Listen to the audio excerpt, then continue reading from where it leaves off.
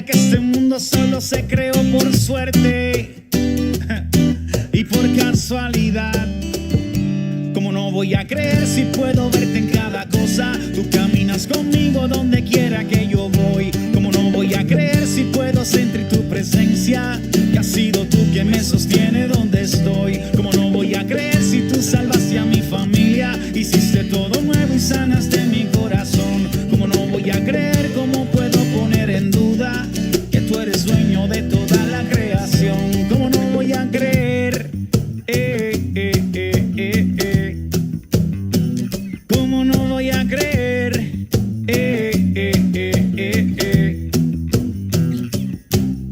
Me dicen que estoy loco y que soy un problemático, que niego su teoría porque yo soy un fanático, que debo dar por hecho lo que dicen pues se basan en la ciencia.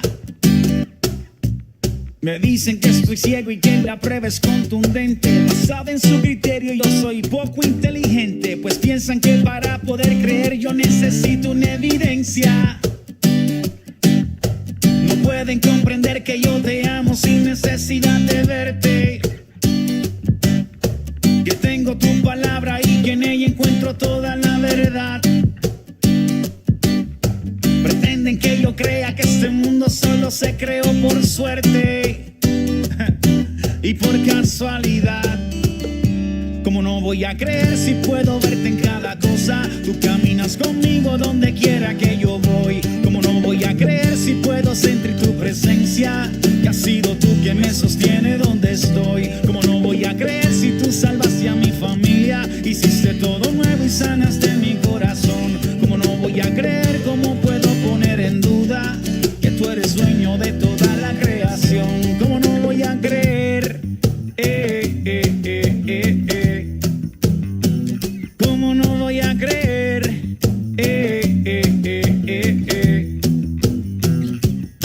Y solo con esta fe sé que puedo vencer, pues ninguna teoría ni filosofía hará que yo cante otra melodía. Con esta fe puedo obtener la verdad que me llena y sana las penas en mí. ¿Cómo no voy a creer si puedo verte en cada cosa? Tú caminas conmigo donde quiera que yo voy. ¿Cómo no voy?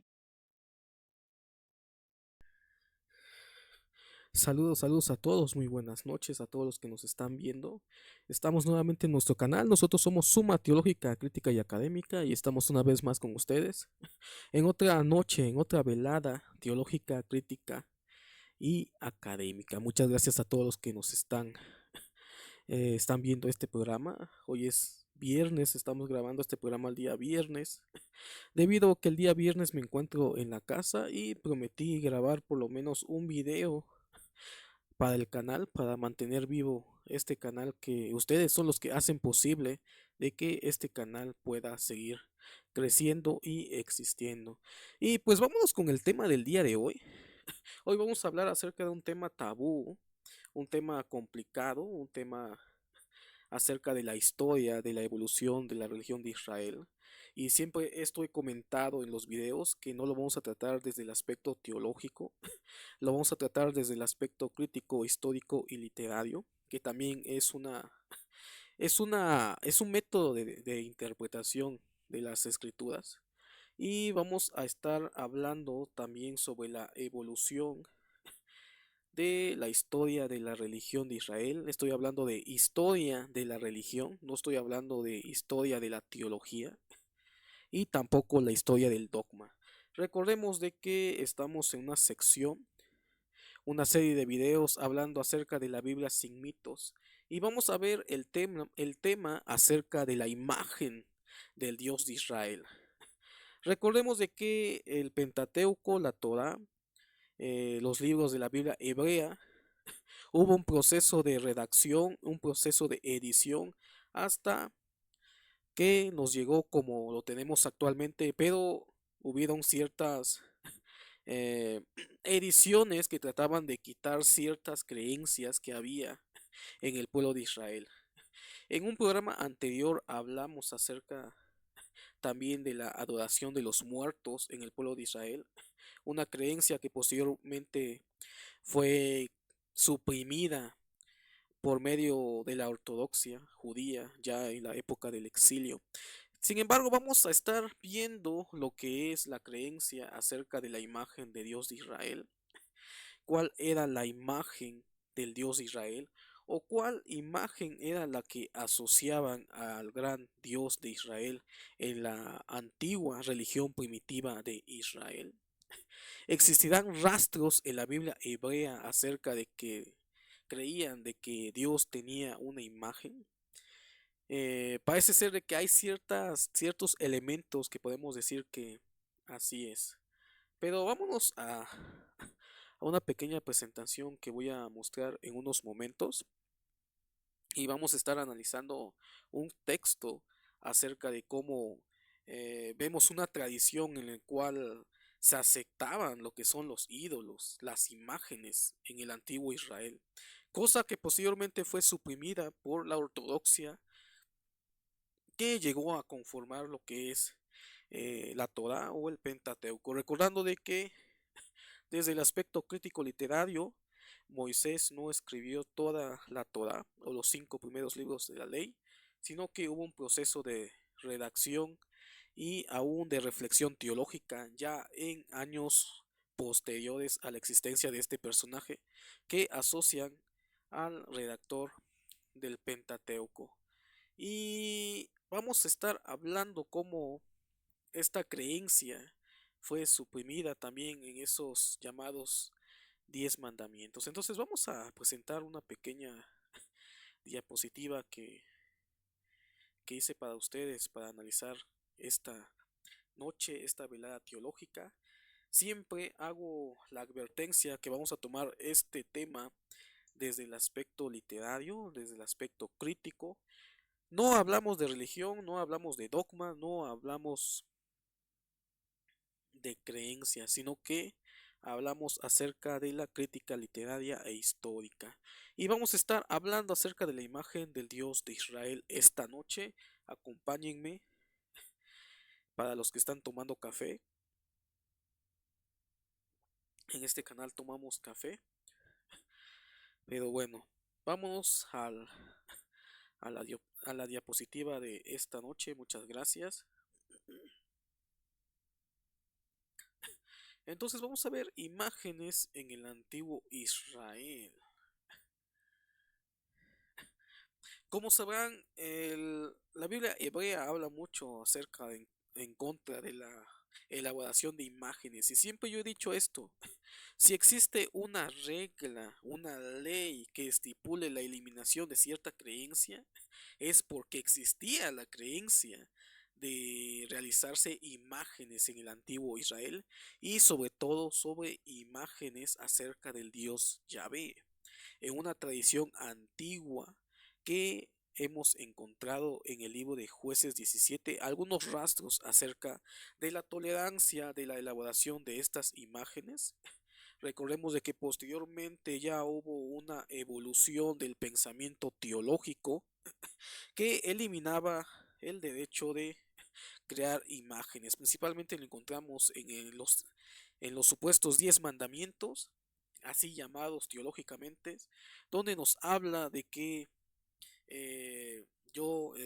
no hay que hacerse imágenes ni arriba ni abajo eh, de la tierra. Entonces, aquí vemos cómo ya se está elaborando una eliminación de una creencia y una tradición antigua en el pueblo de Israel. Vamos a leer y comentar esto. Imágenes en el antiguo Israel. Las tradiciones narrativas, especialmente las que se refieren a la historia temprana de Israel, recordemos de que la Biblia hebrea está elaborada por eh, varias tradiciones, aunque han tratado de refutar esta teoría, pero todavía es sostenible acerca de la teoría documentaria.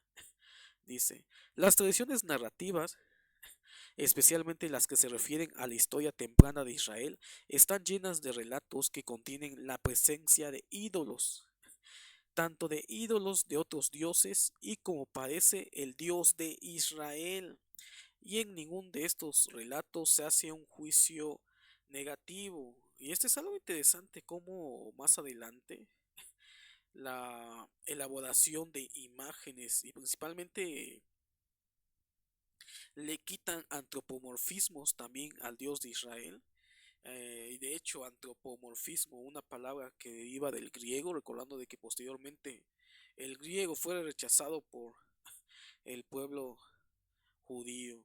Entonces vemos de que hay ciertos rastros en el antigua creencia del pueblo de Israel acerca de imágenes y no solamente de otros dioses, sino también del mismo Dios de Israel, cosa que posteriormente fue prohibida.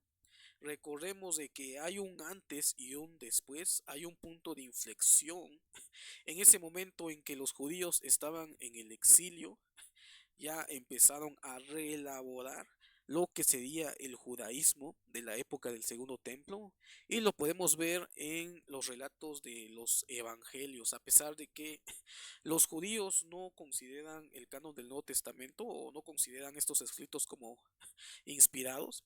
Vemos una tradición que también se creía en esa época y que probablemente fue debido a los problemas que tuvieron este pueblo en ese llamado exilio, en ese momento de reflexión teológica, donde colocan en los labios de Jesús de que Dios es espíritu y los verdaderos adoradores deberían de adorar en espíritu. Entonces, esa idea de que Dios es espíritu, esa idea en la cual les quitan los antropomorfismos al Dios de Israel, ya son ideas que se fueron desarrollando en ese mal también llamados 400 años de silencio, en el cual ya el pueblo ya estaba inculcado a eliminar las imágenes y principalmente asociarle una imagen al Dios antiguo, al Dios Yahvé, sería algo considerado como un insulto para la religión judía en la época del Segundo Templo, y cosa que posteriormente heredó el judaísmo rabínico y también lo que es el cristianismo. Y pero vamos a ver qué es lo que encontramos en Jueces 17. Vamos a ver un texto interesante en Jueces 17. Vamos a quitar esto. Aquí tenemos un relato interesante que habla acerca de los ídolos y cómo uno de esos ídolos puede ser asociado al Dios Yahvé. Pero la pregunta es, ¿cuál era la imagen o cómo representaban al Dios antiguo del pueblo israelita? Eso es lo que vamos a ver más adelante, pero vamos a leer este relato donde encontramos un rastro de ese testimonio antiguo o de esa tradición antigua. Lo encontramos en Jueces 17 y vamos a leer esta historia de las imágenes y el sacerdote de Micaía. Y vamos a ver algo interesante y algo que nos llama la atención y lo que los críticos han tratado de argumentar, de que aquí podemos ver una tradición acerca de la imagen del Dios de Israel. Dice el texto: hubo un hombre del monte de Efraín que se llamaba Micaía, el cual dijo a su madre: los 1100 siclos de plata que te fueron hurtados, acerca de los cuales maldijiste y de los cuales me hablaste, he aquí el dinero está en mi poder y yo lo tomé. Entonces la madre dijo: bendito seas de Jehová, hijo mío. Y él devolvió los 1100 siclos de plata a su madre, y a su madre dijo: en verdad he dedicado el dinero a Jehová por mi hijo. Entonces aquí en la trama estamos viendo cómo dedican este recurso, este dinero al Dios Yahvé. Pero lo más interesante del relato es qué es lo que hicieron con estas monedas posteriormente estas personas. Y aquí viene el relato que es interesante y vemos esto y que el mismo texto parecía ser que no condena esta creencia. Entonces vemos cómo aquí eh, esta persona dedica este dinero a Jehová. Pero lo interesante viene más adelante y dice: para hacer una imagen de talla y una de fundición.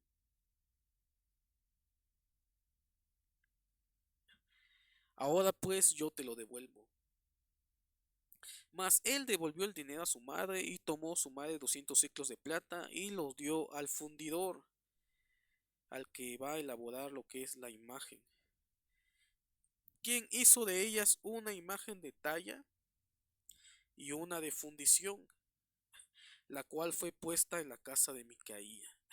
Entonces, aquí podemos ver cómo este pueblo, vemos cómo eh, este dinero, estas monedas fueron utilizadas para poder crearse ciertas imágenes. Y este dinero o estas monedas fueron dedicadas al dios Yahvé. Y la crítica ha argumentado de que, así como fue dedicada al dios Yahvé, de la misma manera la imagen de fundición que fue elaborada de estas monedas no era otra imagen de ningún otro dios conocido, sino simplemente fue elaborado la imagen del mismo Yahvé. El texto no nos dice, no nos narra lo que es, cómo era la imagen que fue hecha, asociada al dios Yahvé. Pero desde la crítica literaria y la crítica de redacción, aquí podemos ver una tradición antigua en el cual consideraban de que el dios Yahvé tenía una imagen. ¿Cuál es esa imagen? Este es el dilema. También hablan de que probablemente no solamente haya sido elaborado una imagen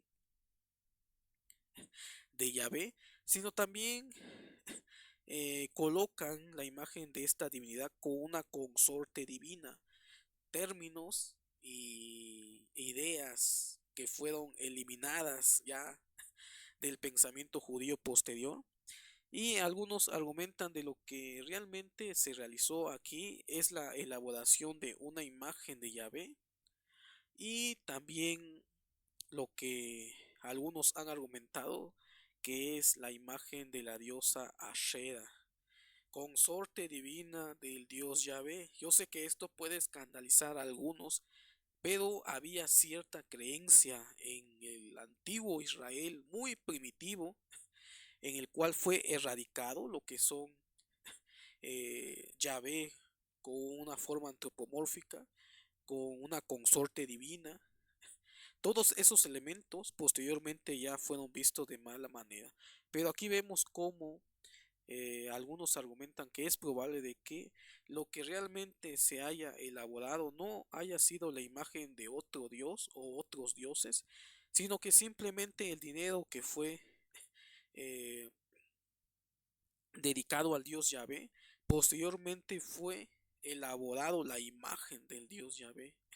Y entonces esto lo encontramos, pero no encontramos lo que es la imagen de este dios, recordando de que la Biblia hebrea tiene varios elementos y tradiciones y que en algunas ocasiones nosotros ya olvidamos el contexto cultural histórico, como también ya estamos autoprogramados a leer el texto según lo que nos dice nuestra denominación y lo que nos ha hablado la teología. Y vemos posteriormente que se han encontrado evidencias arqueológicas acerca de una figura que es asociada a Yahvé. Y este es lo interesante, no tenemos en el mismo texto la descripción de cuál era la imagen, cuál era la forma, pero sí tenemos evidencia de que habían personas que elaboraban ídolos, imágenes asociados a lo que sería el Dios de Israel. Entonces, como he comentado, se han encontrado algunas imágenes asociadas a Yahvé. Y aquí encontramos esta imagen, este, este toro que se ha encontrado y se ha asociado a Yahvé. Y esto nos hace recordar muchas cosas acerca de la elaboración de ídolos, prohibiciones que fueron elaboradas posteriormente. Tenemos un relato interesante, todos lo conocemos. Cuando Moisés sube a lo que sería el monte Sinaí y baja con las tablas de la ley, El pueblo de Israel, al ver que Moisés no bajaba, le pide al sacerdote Aarón que elaborara un ídolo. Y simplemente vemos más adelante que no condenan realmente a Aarón, al sacerdote, sino que nos muestran la historia acerca del becerro de oro. Pero el problema aquí es de que esta historia fue colocada probablemente en tiempos posteriores para erradicar la creencia de Yahvé asociado a la imagen del toro o del becerro. Entonces, esta historia que nosotros tenemos en la Biblia hebrea probablemente haya sido escrita para eliminar la creencia de la imagen de Yahvé con forma de becerro. Y lo encontramos en la Biblia hebrea. Y más adelante encontramos la historia en el libro de los reyes como uno de los reyes de Israel, después de que se separa Judá y las otras 10 tribus de Israel, coloca imágenes del becerro y les dice al pueblo, he aquí, estos son los dioses, o este es el Dios que los liberó del pueblo de Egipto. Y aquí, si nosotros tomamos la cronología, según el texto bíblico como nos llegó, vemos cómo está colocado esta historia del becerro de oro intencionadamente antes de la historia del rey colocando los becerros al pueblo de Israel, como si esta imagen fuera realmente adorada también en el pueblo de Israel, asociadas a lo que es el Dios Yahvé. Entonces, esto simplemente es una elaboración literaria del grupo ortodoxo para eliminar esta creencia de la imagen del becerro asociado a la imagen de Yahvé. Y vamos a leer esto, es interesante.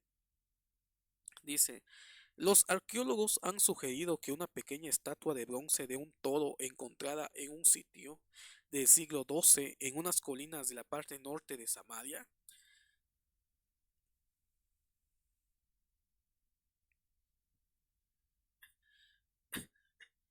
representan un primitivo símbolo israelita de Dios como un toro, o que representa el símbolo del trono de un toro sobre el cual se imagina que está sentado de manera invisible el Dios israelita. Esta última interpretación supone entonces que el toro es un objeto paralelo al arca del pacto, descrito comúnmente como el estrado de un trono sobre el cual está sentado el Dios invisible. Entonces, este toro se ha encontrado, se ha asociado. Recordemos de que la historia es una interpretación, la historia es una reconstrucción de lo que pudo haber pasado en el pasado. Y aquí nos habla cómo este todo está asociado a la imagen de Yahvé.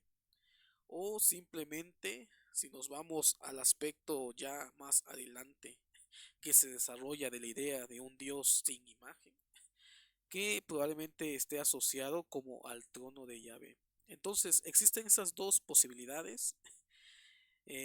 Podemos encontrarla también en la Biblia hebrea acerca de los querubines, el estrado de Yahvé. Y todo esto es algo polémico de la misma Biblia hebrea acerca de cómo se utilizaban imágenes aún en la ortodoxia sin tener que caer en lo que serían las prohibiciones de la ley.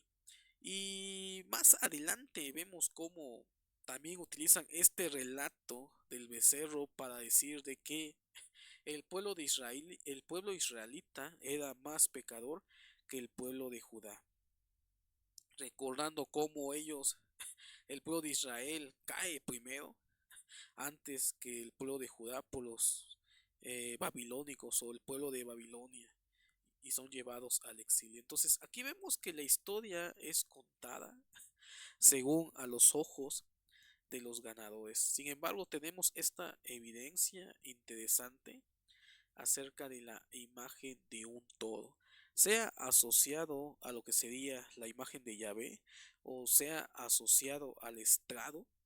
Podemos ver elementos que nos hablan acerca de la imagen.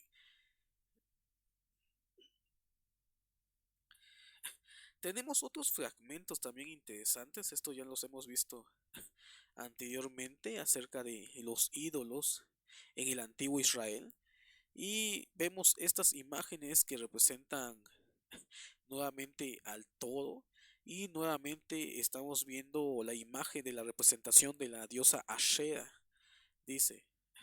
Imagen en un fragmento encontrado en Kuntilek Arjuk con la inscripción Yahvé y su Ashera. Elementos antiguos, igual, primitivos, de creencias erradicadas posteriormente, dice. Las dos imágenes paradas se suelen interpretar habitualmente como la pareja divina,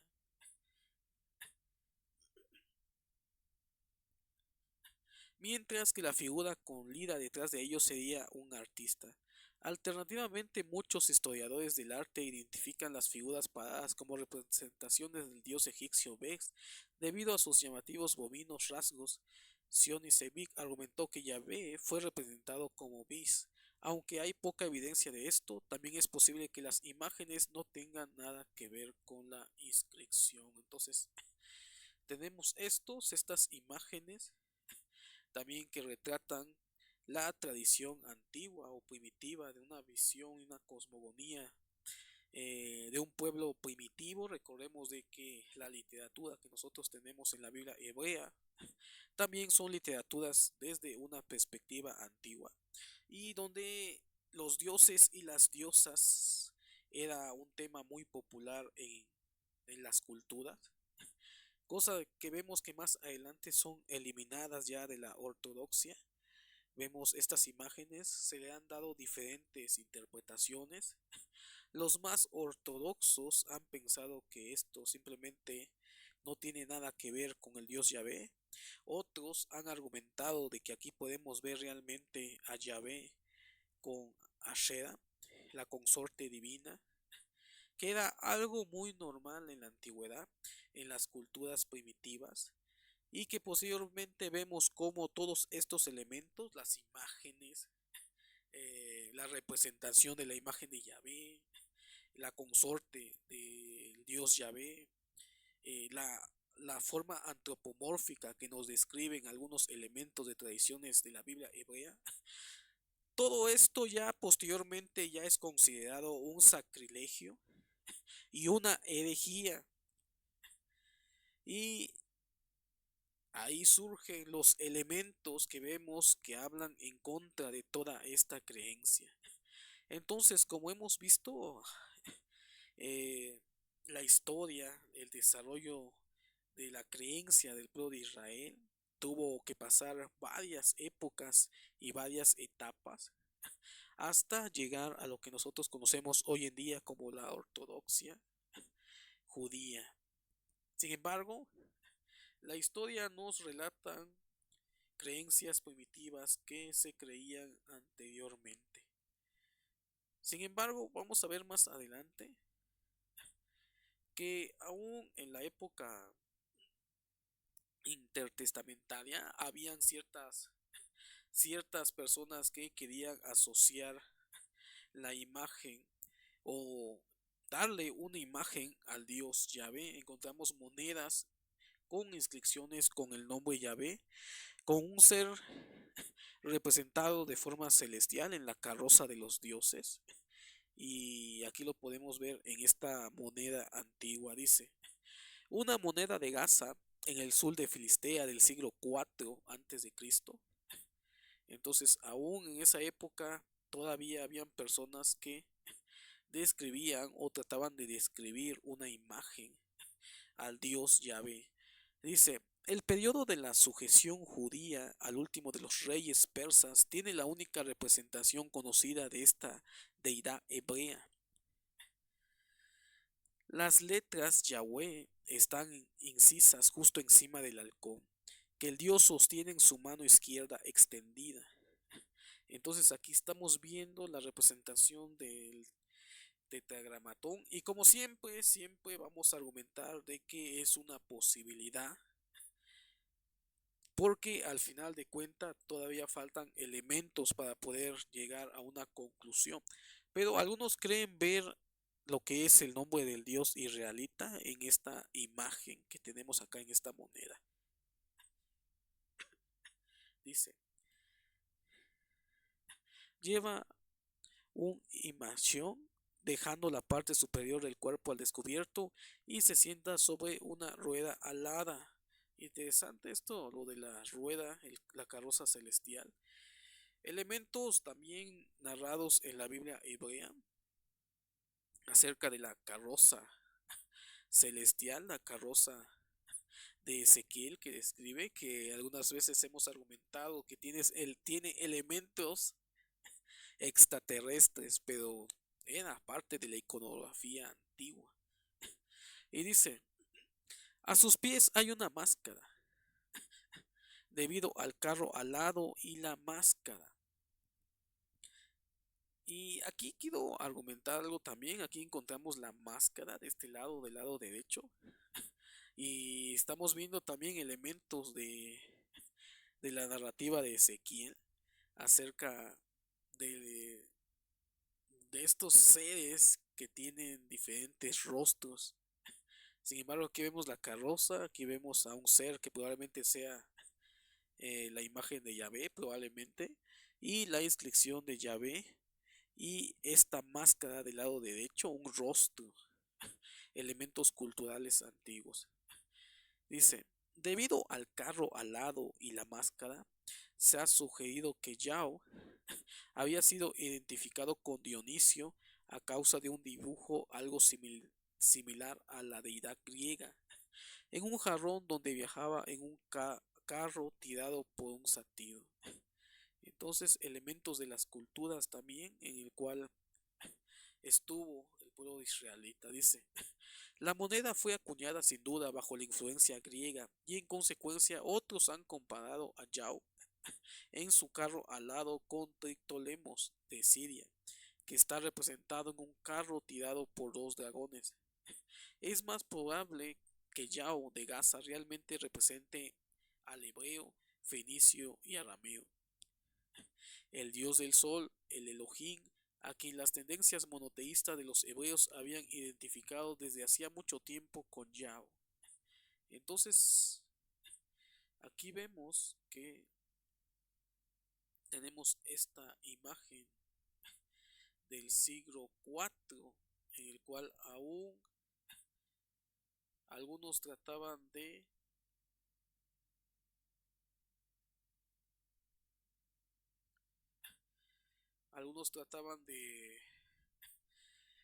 de expresar al Dios y de Israel con una forma antropomórfica, cosa que posteriormente fue visto o condenado como una herejía. Y es algo interesante que esta moneda surja en el siglo IV. Tenemos datos de la Septuaginta en el siglo III antes de Cristo. Supuestamente fue la fecha en que se elaboró lo que es la versión griega del, del texto hebreo. Y una peculiaridad es que en la Septuaginta se trató de eliminar todo antropomorfismo que haga referencia a Dios con un cuerpo, brazos, piernas, formas humanas. Fueron reinterpretados ya en la cultura griega.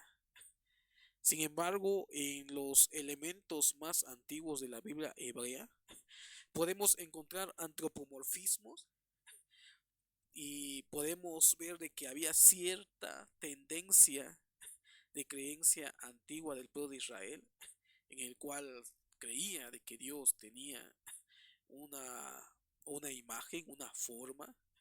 Aún lo podemos ver en Génesis 1, no, en Génesis 3, me parece, 3 o 2, cuando habla de la creación del hombre y de la mujer, que Dios los creó a su imagen y semejanza. Teológicamente nosotros ya sabemos de que esto significa de que simplemente le dio ciertas facciones y características que el mismo Dios puede haber obtenido, pero que no realmente nos dio su imagen.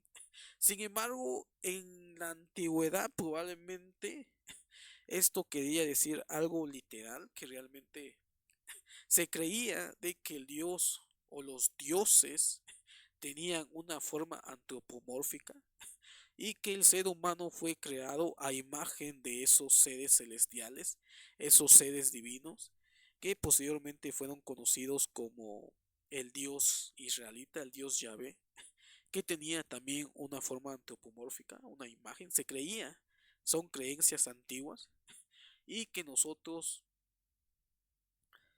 somos imagen de Dios, literalmente, era la creencia en ese estado primitivo. Aún hay ciertas tradiciones judías que hablan acerca de por qué Satanás no se quiso inclinar hacia el hombre. En una de las tradiciones también rabínicas hablan de que cuando los ángeles vieron a Adán, ellos reconocieron a la propia deidad como si fuera Adán. Es decir, Adán era la misma imagen del dios Yahvé. Esto lo encontramos también en tradiciones judías, en el cual se perpetúa esta creencia de que Dios tiene una forma. ¿Y qué forma? Una forma antropomórfica y que ha sido representado a través del tiempo. Recordemos en la Biblia hebrea, algunos lo representaron en forma de becerro. Ya en la época, en el siglo IV, algunos todavía trataban de representar a Yahvé con una forma antropomórfica, a semejanza de los dioses griegos. Y en tradiciones judías vemos como Adán era la misma imagen de Yahvé, que aún los ángeles cuando vieron a Adán se inclinaron a Adán, los ángeles se inclinaron a Adán, pero Satanás no quiso inclinarse a Adán, motivo por el cual fue parte de su caída, al no querer adorar a Adán, quien era la misma imagen del Dios Yahvé. Y eso es algo muy interesante, cómo se va elaborando esta creencia antigua.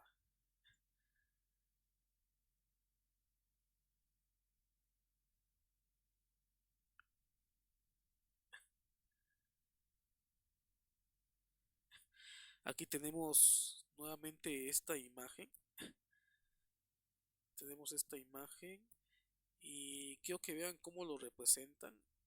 Y como vemos, tiene ciertas ideas de la Biblia hebrea principalmente. No me deja escribir esto ni señalarlo, pero vamos a ver si puedo hacer esto. Aquí tenemos de este lado las caras.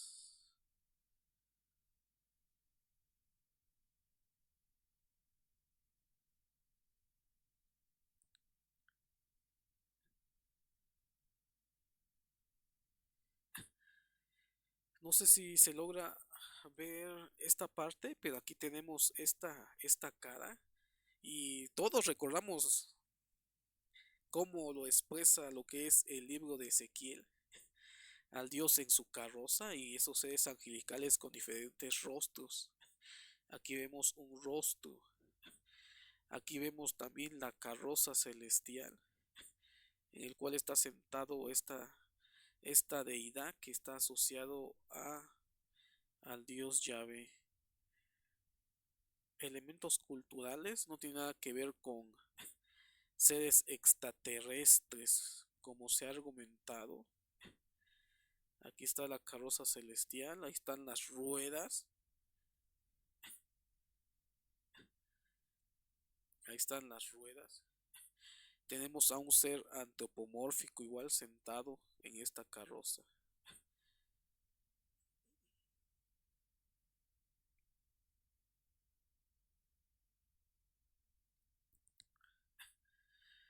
Entonces, estos son elementos que encontramos en estas tradiciones antiguas.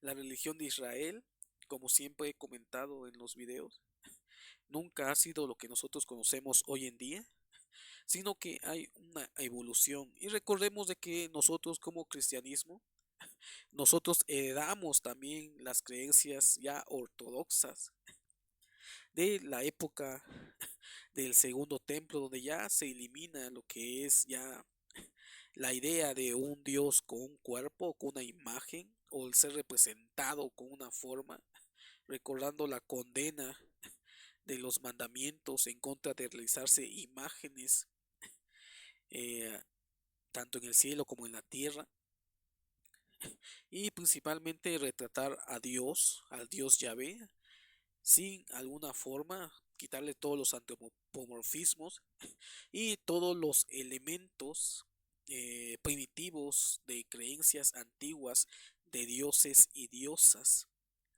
y hasta llegar a lo que nosotros conocemos como la ortodoxia, y que nosotros como cristianismo heredamos, y principalmente lo tenemos en el ejemplo más claro en los evangelios acerca de Jesús, que habla que Dios es espíritu. Ese texto refleja la creencia de la época del judaísmo del segundo templo, donde Dios ya no tiene alguna forma. Vamos a leer este texto. La religión no ortodoxa.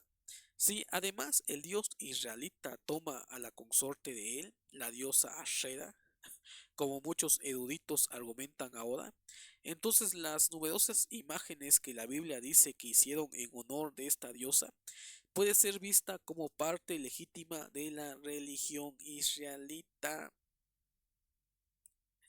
y es lo que se trató de eliminar de la Biblia hebrea.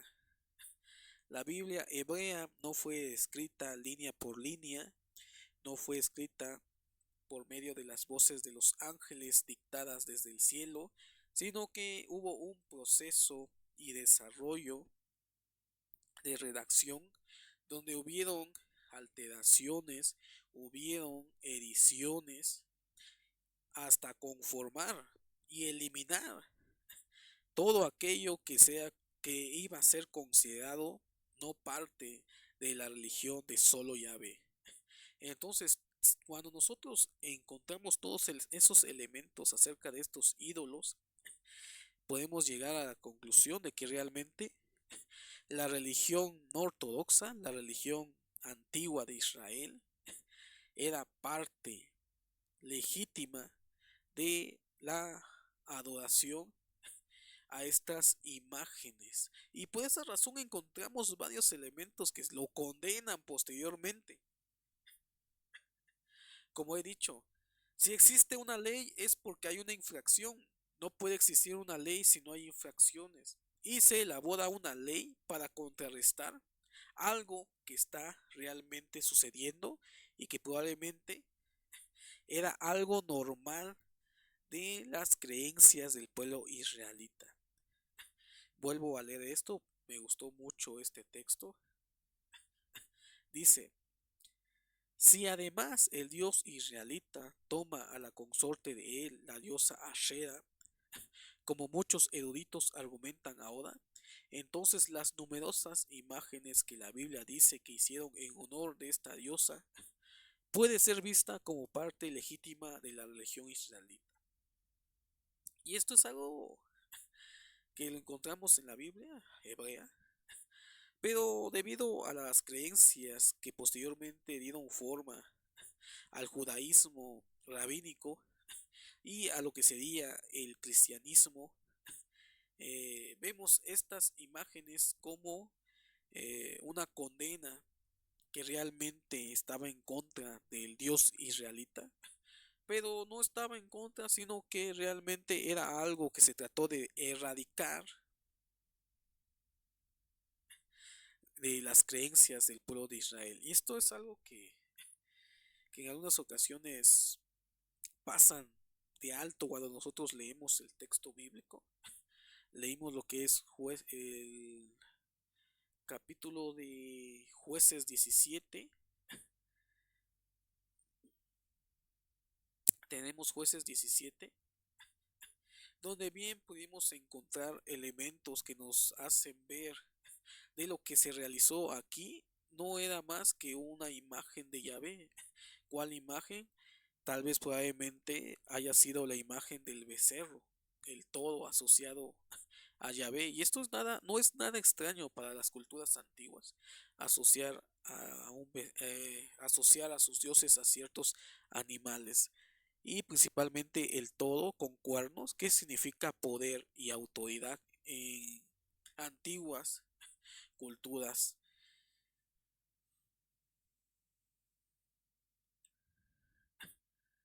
Entonces vamos a continuar.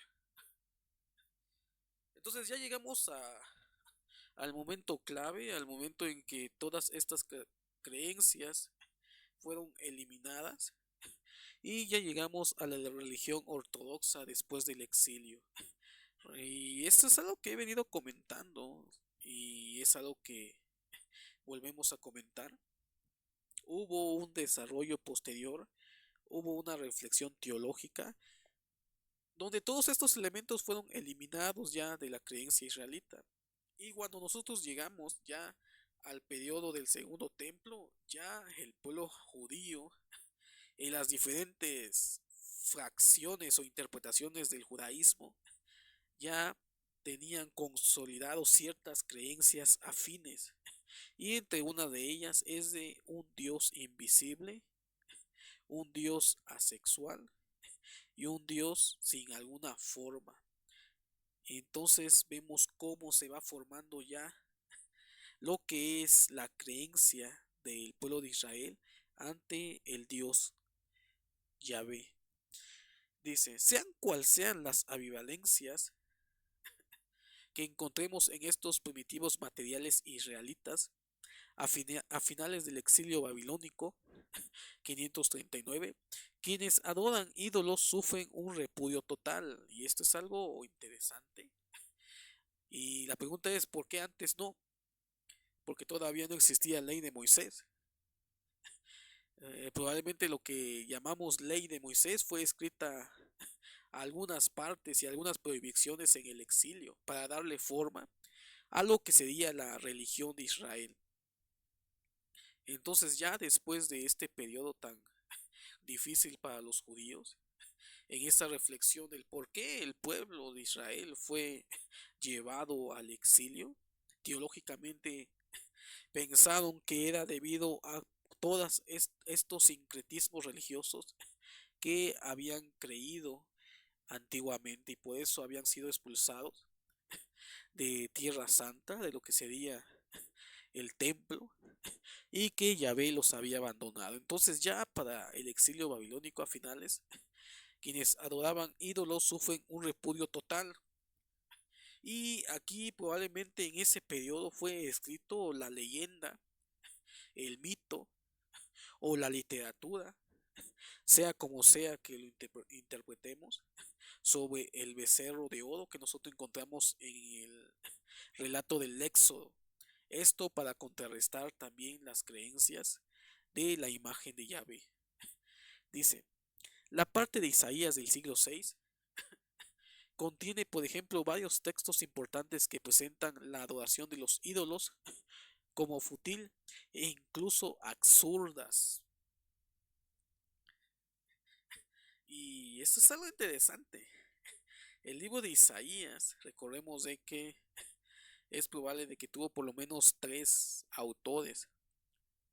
Y el autor de la última parte del libro de Isaías puede que haya sido alguien que haya vivido en el momento del retorno del pueblo israelitas al pueblo de Judá, al pueblo de Jerusalén.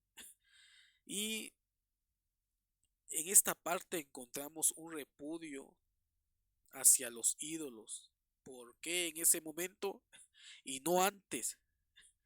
Porque ellos ya habían reflexionado acerca de estas creencias. Y entonces encontramos todas estas prohibiciones, encontramos todas estos textos que tratan de eliminar esa antigua creencia.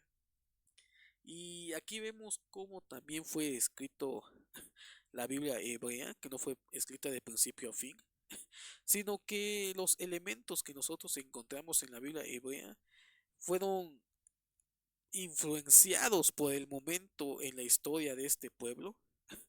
Vemos el ejemplo de Isaías, el tercer Isaías, que es el último escritor del libro de Isaías, que no fue Isaías, recordemos que no fue Isaías, fue un profeta, no sabemos su nombre, simplemente se fusionó con el libro de Isaías, pero ya en esa época ya nos está describiendo este profeta un repudio total a lo que serían los ídolos, que ellos habían entendido que probablemente haya sido parte del problema del por qué habían sido llevados al exilio.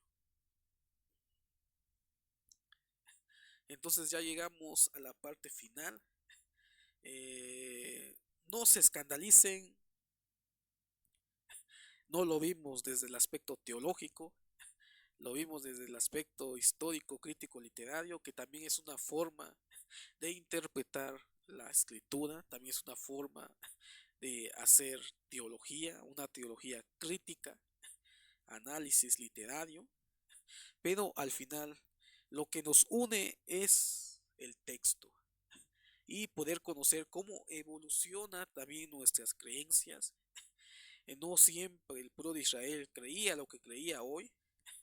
El judaísmo rabínico del siglo II no es el mismo judaísmo de la época del Segundo Templo, y mucho menos podemos hablar de judaísmo en la época de la Biblia hebrea, sino que hay una evolución acerca de estas creencias, como también el cristianismo. Recordemos de que tenemos cierta herencia acerca de la creencia que ya fue culminando ya en la época del Segundo Templo, y nosotros heredamos esa visión de que Dios no tiene un cuerpo. Esa imagen o esa idea de que Dios es espíritu y los verdaderos adoradores tenemos que adorar en espíritu y en verdad. Una idea que parte de la creencia que ya se fortaleció en la época del Segundo Templo.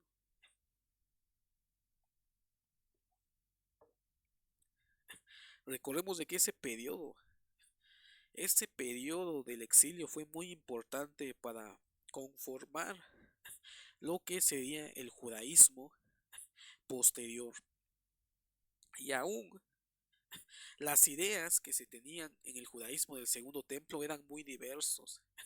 Había varias sectas, había varios grupos, varias formas de interpretar lo que sería judaísmo. El punto de partida fue el exilio.